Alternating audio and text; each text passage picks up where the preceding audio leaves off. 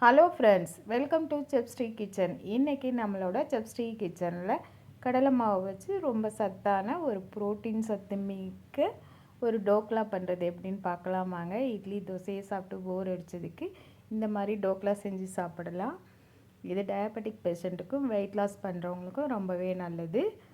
இது ரொம்ப ஈஸியாக பண்ணிடலாம். நம்ம வீட்டில் கடலை மாவு இருந்தால் அதை வச்சு வீட்டில் இருக்க பொருளை வச்சு ஈஸியாக பண்ணலாம். வாங்க அதை எப்படி பண்ணுறதுன்னு பார்க்கலாம். அதுக்கு நான் இப்போ ஒரு 1.5 கப் அளவு கடலை மாவு எடுத்துக்க போகிறேன். இப்போ நான் வச்சுருக்கிறது 1/4 கப்பு, அதனால் அதில் ஒரு 6 கப்பு போட்டுக்கிறேன்.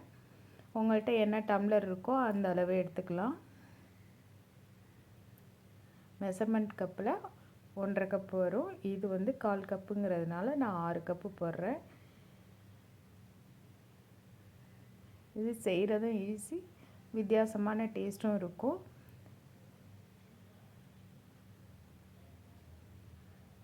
இதுக்கு நான் சர்க்கரை 1 ஸ்பூன் போட்டுக்கிறேன்.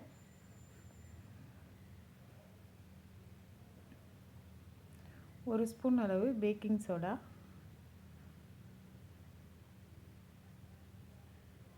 உப்பு தேவையான அளவு. 1 கப்புக்கு 1 டீஸ்பூன் அளவு தான் பேக்கிங் சோடா போடணும். அதிகம் போட்டுறாதீங்க. நான் இதுக்கு 1.5 ஸ்பூன் அளவு போட்டிருக்கேன். திரும்ப ஒரு 1/2 ஸ்பூன் போட்டேன். இப்போ இதுக்கு தேவையான அளவு தண்ணி ஊற்றி கரைச்சி எடுத்துக்கலாம். ரொம்ப கெட்டியாகவும் இருக்கக்கூடாது, ரொம்ப தண்ணியாகவும் இருக்கக்கூடாது.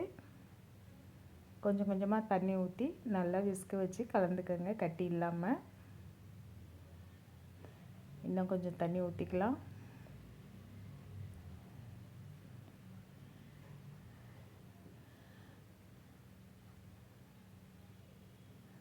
நல்லா கரைச்சி விட்டிங்கன்னா தான், கட்டி இல்லாமல் கரைக்கணும், அப்போ தான் நல்லாயிருக்கும்.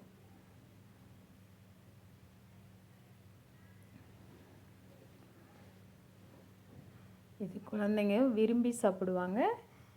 இதுக்கு நீங்கள் ஒரு கொத்தமல்லி சட்னி கூட அரைச்சி எடுத்துக்கலாம். இந்த பதத்தில் தான் இருக்கணும் கரைச்சது. நான் சொன்னேன் இல்லையா, மீதி 1/2 ஸ்பூன் அளவு பேக்கிங் சோடா போட்டுக்கிட்டேன். முக்கியமாக டீஸ்பூனில் தான் போடணும் பேக்கிங் சோடா.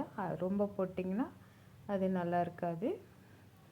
1 கப்புக்கு 1 டீஸ்பூன் தான் அளவு பேக்கிங் சோடா. இப்போ நம்ம எதில் ஊற்றி வேக வைக்க போகிறோமோ அந்த டின்லையோ இல்லை ஒரு தட்டோ அதில் நெய்யை க்ரீஸ் பண்ணி வச்சுக்கலாம். இப்போ ஒரு ஸ்டீமர் வச்சுருக்கேன். ஏற்கனவே நல்லா சூடு பண்ணிட்டேன் தண்ணியை. இப்போ அந்த பாத்திரத்தில் ஊற்றிட்டு வேக வைக்கலாம். அது வேகட்டும். அதுக்கு முன்னாடி நம்ம தாளிச்சிக்கலாம். 2 ஸ்பூன் அளவு எண்ணெய் ஊற்றிட்டு கடுகு 1/2 ஸ்பூன், ஜீரகம் 1/2 ஸ்பூன். கடுகு நல்லா வெடித்ததுக்கப்புறம் ஜீரகம் 1/2 ஸ்பூன் போட்டு அது பொரிஞ்சதுக்கப்புறம் கருவேப்பிலை கொஞ்சம், பச்சை மிளகாய் நான் 3 2ஆக கீறி வச்சுருக்கேன், அதையும் போட்டு கொஞ்சமாக வதக்கி விட்டுக்கிட்டு 1 டம்ளர் அளவு தண்ணி ஊற்றி கொதிக்க வச்சுக்கணும். அதுலேயே கொஞ்சம் உப்பு, சர்க்கரை 2ஐயும் போட்டு கொதிக்க வைக்கணும். நல்லா கொதிக்கணும். ஒரு கொதி வந்ததுக்கப்புறம் நம்ம ஸ்டவ் ஆஃப் பண்ணிடலாம். இப்போ நம்மளோட டோக்லா வெந்துருச்சான்னு பார்க்கலாம். கிட்டத்தட்ட அது ஒரு 12-15 நிமிஷம் ஆகும் வேக. வெந்துருச்சு. இப்போ நம்ம எடுத்துடலாம். எடுத்து கொஞ்சம் ஆற விட்டுட்டு சுற்றி கத்தியால் எப்படி எடுத்து விட்டுக்கோங்க. அப்போ தான் ஈஸியாக வந்துடும். இப்போ கவுத்து போட்டு சும்மா தட்டினீங்கனாவே வந்துடும். அது நம்ம நெய் க்ரீஸ் பண்ணதுனால ஈஸியாகவே வந்துடும் மோல்டை விட்டு.